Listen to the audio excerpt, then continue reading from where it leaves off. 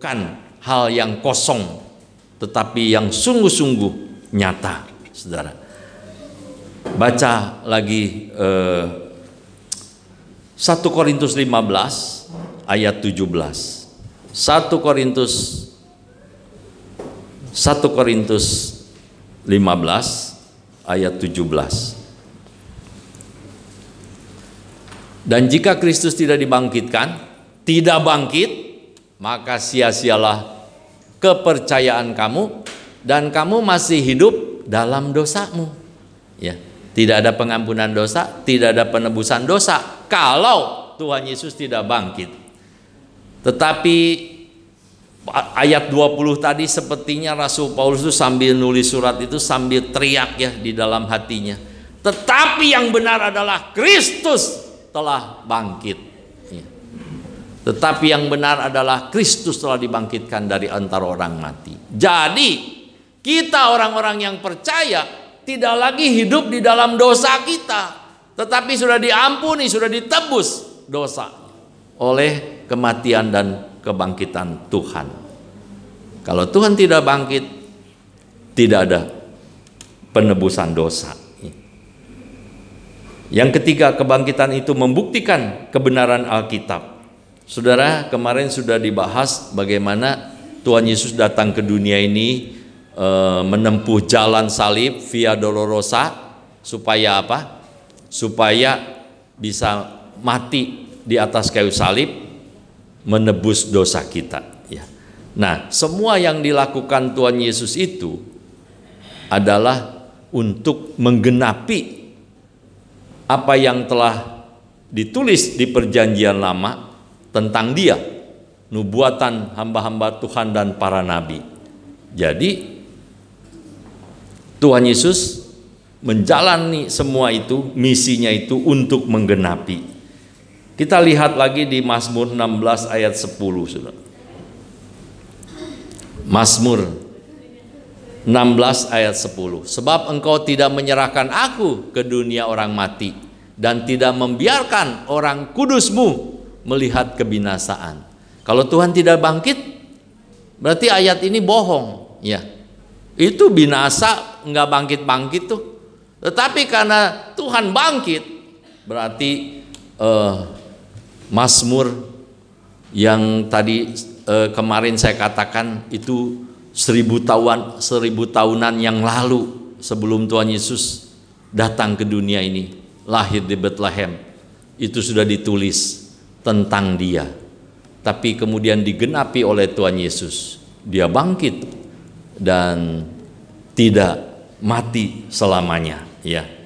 Kemudian lihat lagi di Lukas 24 ayat 44 sampai 47. Lukas 24 ayat 44 sampai 47. Iya, Tuhan Yesus ya berkata kepada mereka, inilah perkataanku yang telah kukatakan kepadamu ketika aku masih bersama-sama dengan kamu, yakni bahwa harus digenapi semua yang ada tertulis tentang aku dalam kitab Taurat Musa dan kitab nabi-nabi dan kitab Mazmur. Jadi Tuhan Yesus menggenapi kitab nabi-nabi, Taurat dan Mazmur, Saudara. Lalu Ia membuka pikiran mereka sehingga mereka mengerti kitab suci, ya.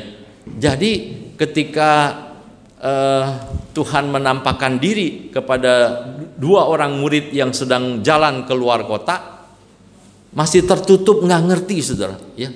Tapi setelah Tuhan membuka pengertiannya, baru mengerti kitab suci. Ayat 46 dikatakan, katanya kepada mereka, ada tertulis demikian, Mesias juru selamat, ya, yang diurapi harus menderita dan bangkit dari antara orang mati pada hari yang ketiga. Ayat 47, dan lagi dalam namanya berita tentang pertobatan dan pengampunan dosa harus disampaikan kepada segala bangsa mulai dari Yerusalem. Saudara, kadang-kadang kita sulit mengerti firman Tuhan, ya. Kita harus berdoa, Tuhan bukakan hati pikiran saya supaya saya mengerti kebenaran firman Tuhan. Karena murid-murid Tuhan Yesus juga Tuhan Yesus sudah berkali-kali ngomong ya. Istilah zaman sekarang tuh sampai mulut berbuih ya. Nggak ngerti juga saudara ya. Nggak ngerti juga. Masih tetap berduka cita ketika melihat Tuhan Yesus disalibkan, dikuburkan, mati ya. Itu mereka seperti hilang harapannya. Artinya semasa hidupnya Tuhan udah beritahu, aku akan mati, bangkit pada hari ketiga. Mereka tuh mendengar tapi nggak mengerti atau nggak percaya, saudara. Sama, saudara. Zaman sekarang juga ada banyak orang mendengar firman Tuhan, tapi tidak mengerti. Kalau nggak mengerti, bagaimana bisa lakukan? Bagaimana imannya bisa semakin kuat, semakin kokoh? Nggak ngerti. Minta sama Tuhan, saudara. Belas kasihan.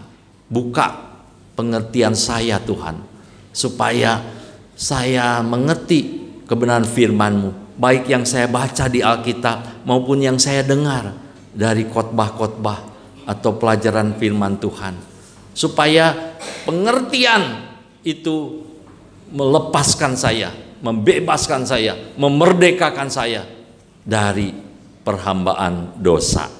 Saudara, kebangkitan Tuhan Yesus membuktikan bahwa Alkitab itu benar ya.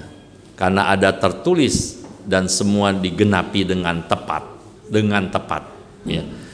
Kisah Rasul 2 ayat 31. Karena itu ia telah melihat ke depan. Siapa yang telah melihat ke depan? Daud. Daud yang menulis Mazmur tadi ya. Karena itu ia telah melihat ke depan dan telah berbicara tentang kebangkitan Mesias ketika ia mengatakan bahwa dia tidak ditinggalkan di dalam dunia orang mati dan bahwa dagingnya tidak mengalami kebinasaan. Ini yang dikatakan Daud di Mazmur tadi, saudara. Digenapi Tuhan Yesus ketika mati bangkit. Jadi tidak mengalami kebinasaan. Ya.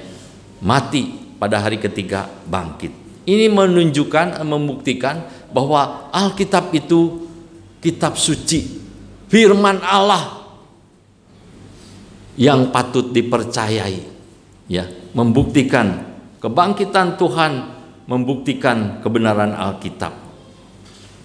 Yang keempat, kebangkitan itu memastikan penghakiman orang fasik di masa depan. Mari kita baca Kisah Rasul 17 ayat 30 sampai 31. Kisah Rasul 17. Kisah Rasul 17 ayat 30 sampai 31.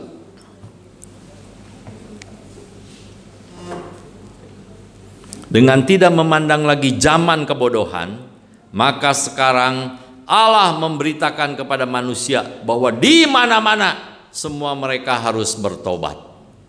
Kalau enggak bertobat, kalau enggak menerima Yesus Kristus sebagai Tuhan dan Juru Selamatnya, ayat 31, saudara.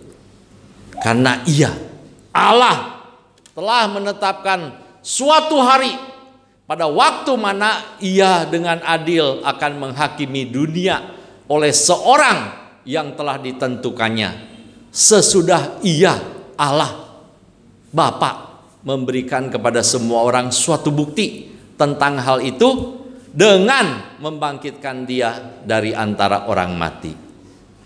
Kalau Tuhan Yesus tidak bangkit, ya nggak ada bukti toh. Kenapa harus percaya sama orang mati? Ya, itu kebodohan. Tetapi Allah membuktikan ya dengan membangkitkan Yesus Kristus, sehingga orang nggak bisa punya alasan, tidak bisa berdalih. Nanti Tuhan sudah menetapkan satu hari semua akan dihakimi. Semua, besar, kecil, tua, muda, kaya, miskin, terpelajar, tidak terpelajar, ya, akan dihakimi Tuhan. Karena Tuhan Allah sudah memberikan satu bukti dengan membangkitkan Tuhan. Ya. Kemudian yang terakhir, saudara, kebangkitan itu memastikan warisan orang percaya kelak di sorga. Jaminan. Kebangkitan Tuhan memberikan jaminan kepada kita bahwa kita orang-orang yang percaya akan menerima warisan, ya, atau upah atau hal-hal yang disediakan Tuhan bagi orang-orang percaya. Mari kita lihat 1 Petrus 1 ayat 3 dan 4. 1 Petrus 1 ayat 3 dan 4. Terpujilah Allah dan Bapa Tuhan kita Yesus Kristus, yang karena rahmat-Nya yang besar telah melahirkan kita kembali oleh apa? Kebangkitan Yesus Kristus dari antara orang mati. Tuhan Yesus tidak bangkit, tidak ada kelahiran baru. Semua sia-sia. Kalau Tuhan Yesus bangkit, tidak ada penebusan dosa, kita tidak dilahirkan baru, kita tidak menjadi ciptaan baru, tetapi masih tinggal di dalam dosa kita. Tetapi karena Tuhan Yesus dibangkitkan, maka dikatakan telah melahirkan kita kembali oleh kebangkitan Yesus Kristus dari antara orang mati kepada apa? Kepada suatu hidup yang penuh pengharapan, Saudara. Siapa sekarang di sini yang hadir sedang putus asa, angkat tangan coba. Ada yang lagi bingung ya, mau apa ya hidup ini, seperti kehilangan pegangan? Ada nggak yang sepertinya kehilangan pegangan, Saudara? Kalau ada, deket tiang itu, Saudara, supaya bisa pegangan ya. Nggak jatuh. Maksud saya, ada nggak yang putus asa, Saudara? Hilang harapan? Kalau ada, Saudara, saya ingin bertanya, kenapa bisa seperti itu ya? Kan kita sudah hidup baru di dalam Tuhan, ya. Ketika Tuhan bangkit, itu membuktikan bahwa apa yang dikerjakan Tuhan bagi kita itu sungguh sempurna, ya. Mati dan bangkit supaya kita yang mati oleh karena dosa dihidupkan kembali menjadi hidup baru di dalam Dia. Hidup yang penuh pengharapan itu, ya. Ayat 3 bagian akhir, kepada suatu hidup yang penuh pengharapan. Sesusah apapun, sekurang apapun di dunia ini, Saudara, sebesar masalah apapun yang kita hadapi, kita nih orang-orang yang penuh pengharapan, Saudara. Jangan putus asa, ya. Suatu saat kita akan ketemu dengan Tuhan. Tuhan akan membawa kita ke tempatnya yang mulia, yang indah, penuh sukacita, tidak ada lagi air mata. Itu hidup yang penuh pengharapan. Tapi kan sekarang belum, Pak. Ya, kalau sudah menjadi kenyataan mah bukan harapan lagi. Harapan itu sesuatu yang diharapkan, Saudara. Nah, itu kehidupan yang indah mulia di dalam Yesus Kristus. Kita sedang menantikan itu, Saudara. Jadi sesusah apapun, ya.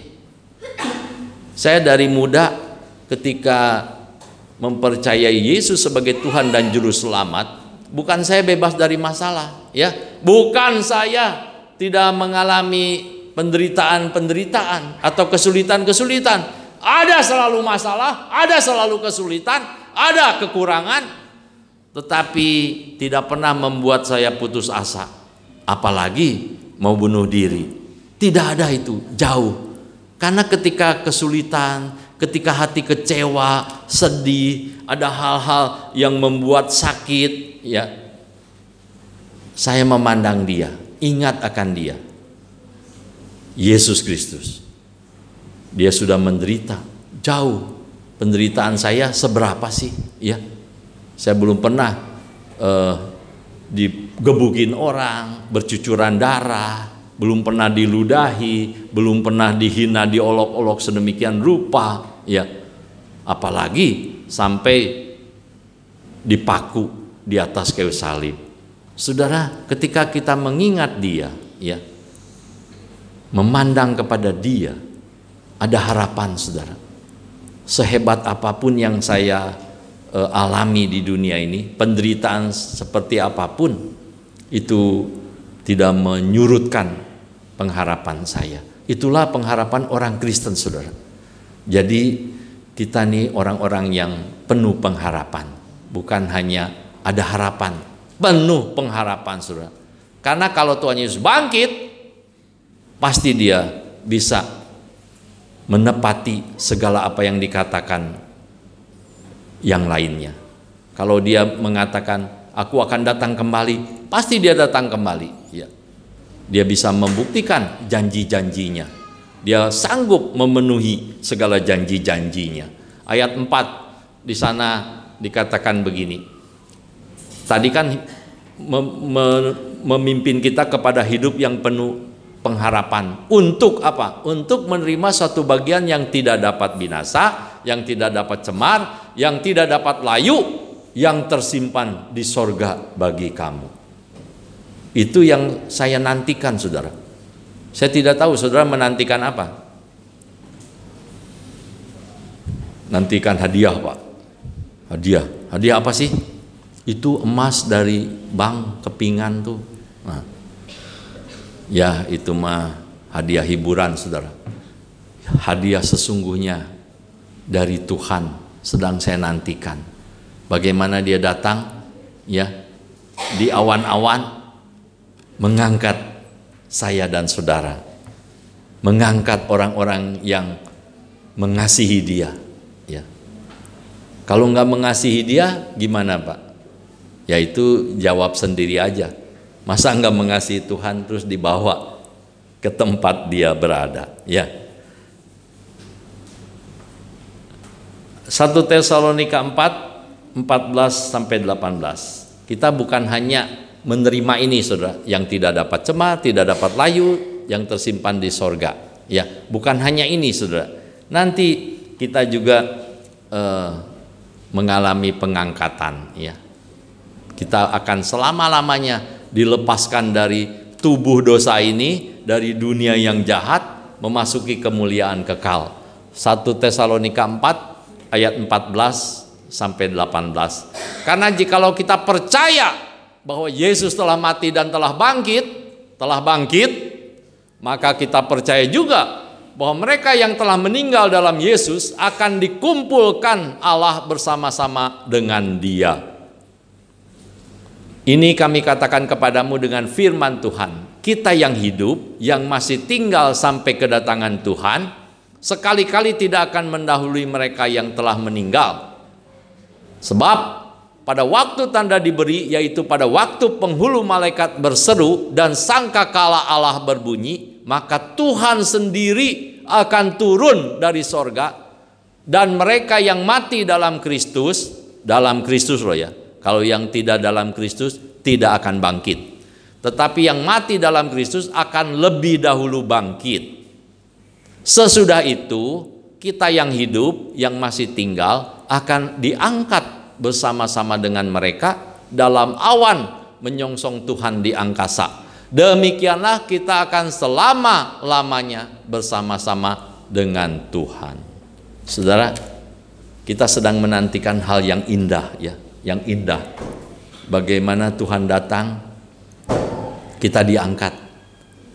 Bukan Tuhan yang turun ke bumi, ya, mendarat di bumi, tetapi menyongsong Tuhan di angkasa, saudara. Itu ya, baca ayatnya. Menyongsong Tuhan di angkasa. Kita akan diangkat, saudara. Gimana peristiwanya? Belum tahu saya juga, karena saya belum diangkat, saudara. Nanti sama-sama kita diangkat, ya. Kalau Tuhan datang, diangkat, menyongsong Tuhan di angkasa, dan selama-lamanya bersama-sama dengan Tuhan. Jangan ketinggalan, ya, saudara. Kita janji janji gini, ya, janji jangan ketinggalan, saudara, ya. Hidup mempersiapkan diri, berjaga-jaga, saudara. Kalau kita percaya bahwa Tuhan sudah mati dan bangkit bagi kita, terus dampaknya, ya, bagi kita apa, saudara? Bagi kita yang percaya apa? Kita baca penerapan bagi kita, saudara.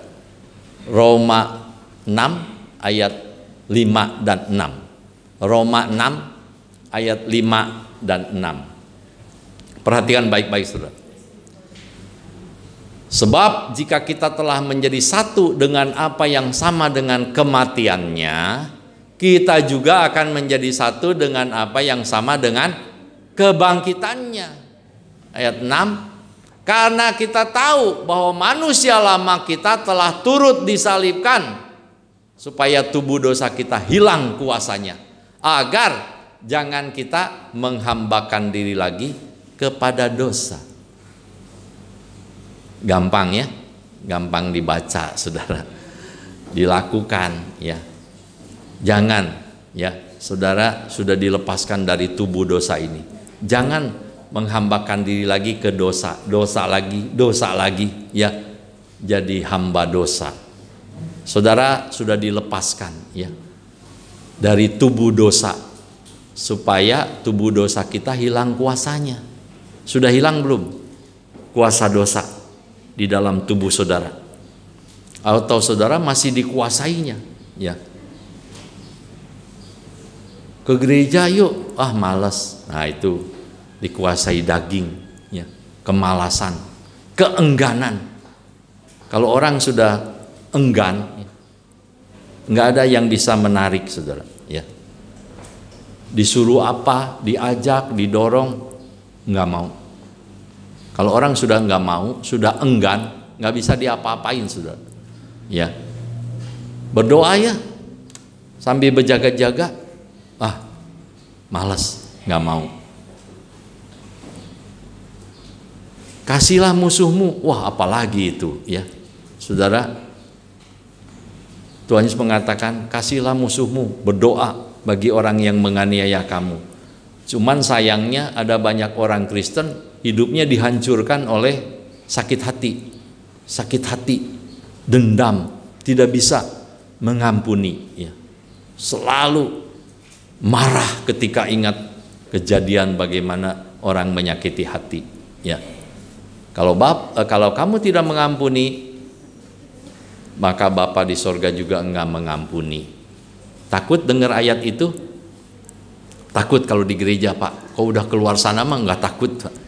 Ada orangnya dinasehati, ini ada ayatnya loh, Pak. Dia punya musuh saudara, dan dia selalu kalau ketemu saya selalu cerita yang sama. Saya enggak, sakit hati katanya. Ya mengampuni Pak. Orang Kristen saudara, minggu ke gereja, luar biasa ya. Minggu ke gereja, usahanya tutup kalau minggu. Kenapa tutup? Minggu katanya ke gereja. Minggu tuh waktunya ke gereja. Wah bagus Pak, saya bilang. Tapi ketika dia cerita, matanya berkaca-kaca saudara. Ya, sepertinya saya mau ditinju. Bukan saya Pak, saya bilang. Yang salah ke Bapak. Iya saya sakit hati. Ampuni Pak, kan Tuhan Yesus juga mengampuni. Saya tidak bisa, sampai mati saya tidak bisa. Kenapa begitu saudara? Karena tubuh dosanya masih menguasai, belum hilang kuasanya saudara. Ya, padahal Tuhan Yesus mati dan bangkit supaya kita dilepaskan dari tubuh dosa ini. Memang kita masih tinggal di dalam daging ini saudara. Tapi jangan mau dikuasai oleh dosa, sehingga hidup kita dosa dan dosa lagi ya. Kita harus menang. Kebangkitan Tuhan Yesus itu melambangkan kemenangan atas apa? Dosa dan maut. Karena kalau kita berdosa ujungnya maut saudara. Setiap orang berdosa mesti upah dosa itu maut. Nah untuk itulah Tuhan datang, mati dan bangkit, supaya kita mengalami kemenangan demi kemenangan di dunia ini.